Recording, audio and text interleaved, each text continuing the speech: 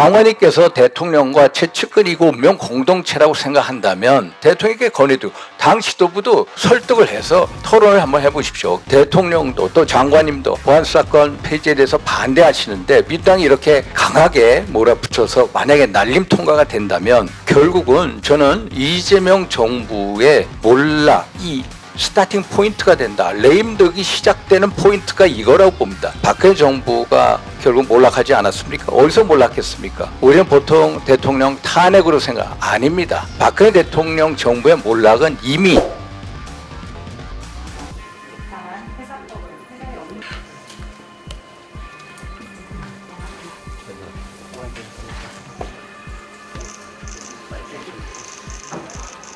결국 대통령이 해외에 계시기 때문에 일단 그런 말씀 안 하시는 거지 건강상의 이유 등등 해서 사퇴하겠다. 대통령 오시면은 반드시 사퇴 이사 전하겠다라는 게 입장이시죠. 지금 대통령께서 해외 출장 중이신데 제가 뭐 그런 분에 관련해서 이런저런 말씀드리는 게 적절치 않은 것 같습니다.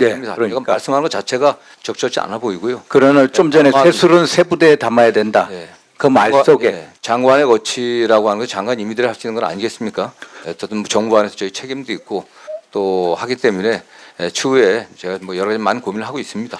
그래서 세술은 세 부대에 담아야 된다라고 말씀하시고 또 더 이상 할 일도 없고 의지도 없다. 이 발언하신 거 보면은 어떻게 할 일이 없습니까? 좀 전에 존경하는 우리 박 전 대표님 말씀하신 대로 대통령의 최측근이시고 또 대통령 당선의 1등 공신이시고 어떻게 보면 대통령과 최고의 운명 공동체인데 산더미 같은 일이 남아있는데 왜 할 일이 없다라고 말씀하시는지 왜 또 의지가 없는 것인지 그 의지가 없는 게 결국은 저는 검찰의 이 보안수사권 폐지 이거하고 어떤 무력감을 토로한 게 아닌가 이런 생각을 합니다. 어떻습니까?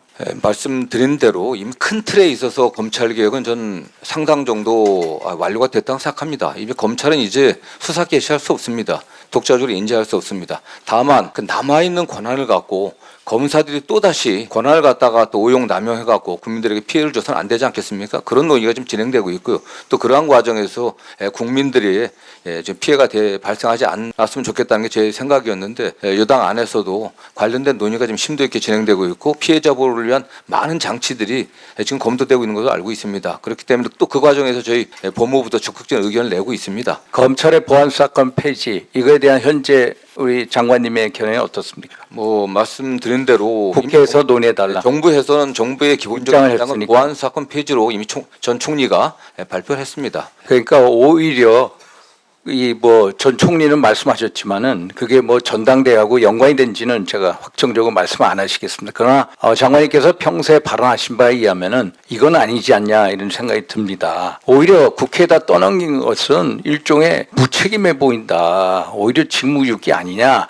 우리 장관님께서 보안수사권 폐지에 대해서 억울한 피해자가 많이 생긴다 계속 말씀해 오셨는데 오히려 국회를 더욱더 강력하게 설득해야 되는 게 아니냐. 대통령도 또 장관님도 보안수사권 폐지에 대해서 반대하시는데 민주당이 이렇게 강하게 몰아붙여서 만약에 날림 통과가 된다면 결국은 저는 이재명 정부의 몰락이 스타팅 포인트가 된다. 레임덕이 시작되는 포인트가 이거라고 봅니다. 장관님도 잘 아시겠습니다만 박근혜 정부가 결국 몰락하지 않았습니까? 어디서 몰락했습니까? 우리는 보통 대통령 탄핵으로 생각 아닙니다. 박근혜 대통령 정부의 몰락은 이미 김무성 대표가 들어섰을 때 그게 박근혜 대통령 재임 한 1년 반 정도 됐을 때입니다.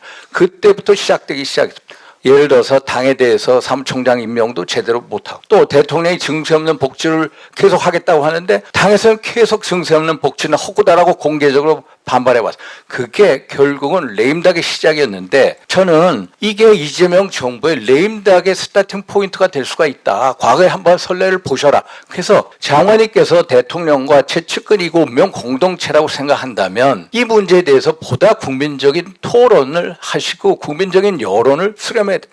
그래서 대통령께서 부동산 토론회 같은 걸 통해서 여론 수렴하지 않습니까? 그래서 대통령께 건의드려서 당에 있는 분들도 나오시고 또 억울한 피해자분들 그리고 검찰, 경찰 또 법학 전문 교수들 전문가들 해서 대국민 토론을 통해서 한번 짚고 가는 게 결국은 장관 입장에서 이재명 정부의 성공을 바란다면 이런 절차는 반드시 통해야 된다. 이런 입장입니다. 대통령께 건의도 당 지도부도 설득을 해서 국민적인 한번 토론을 한번 해보십시오. 갤럽의 여론조사에 의하면은 최근에 보안사건 폐지 반대가 61입니다. 찬성은 23입니다. 민주당 지지자들 중에도 폐지 반대가 46입니다. 폐지 찬성이 39거든요. 그러면 일반적으로 거의 세 답을 가까이 반대면은 한 번 더 국민적인 여론 수렴해 달라 이런 말씀드립니다.